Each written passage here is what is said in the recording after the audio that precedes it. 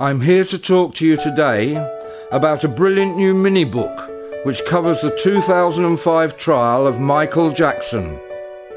Whether you're a fan of the performer or not, you won't fail to be fascinated by the revelations this book contains. My name is Lynton, and I'm the author of a number of books and many newspaper and magazine articles down the years. But it's not my writing I want to tell you about. The book I am discussing is called Michael Jackson Innocent. It's written by D. Francis, who is both a fabulous writer and a trained legal expert. So what is it about Michael Jackson Innocent that makes it so good?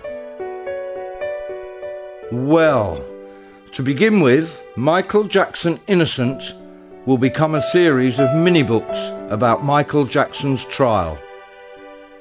They will combine Miss Francis's thorough investigation into the trial, her unique insights into what went on in court, along with actual transcripts of the legal proceedings obtained from the court itself.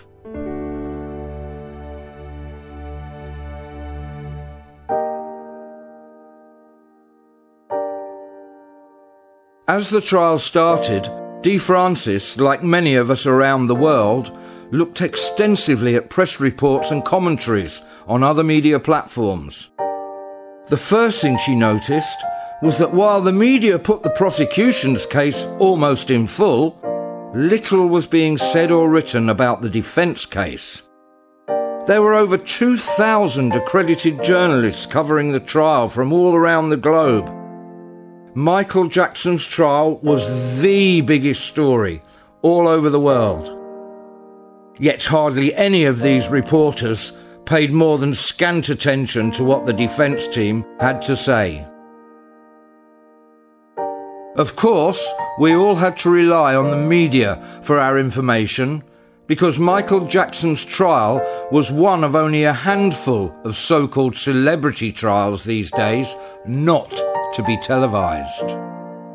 So it was that the only news we received was filtered through the opinions of the mass of journalists and pundits who were supposed to give us an authentic account of the trial. But they didn't.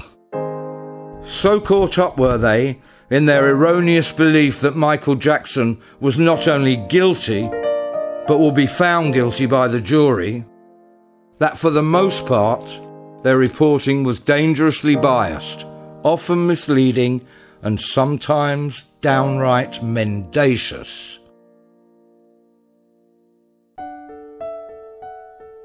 Michael Jackson Innocent shows how, had the pundits paid heed to the evidence, they would have reported that the prosecution was in difficulties from day one.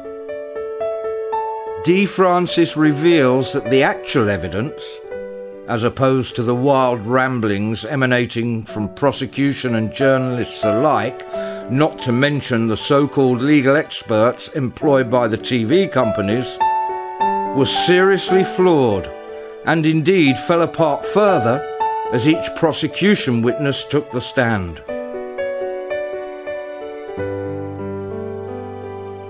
Michael Jackson Innocent also helps us realise why so many of us expected a guilty verdict.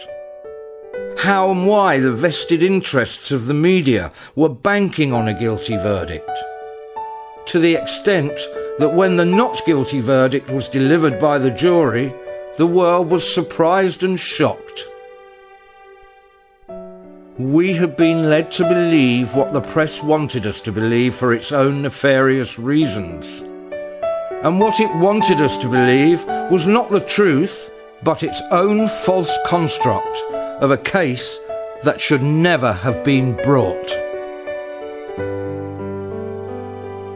I'm sure you'll find this first book enlightening. It helped shine a light on how the world's media attempts to interfere in matters of justice to promote its own agenda, and how attempts are made to manipulate justice itself.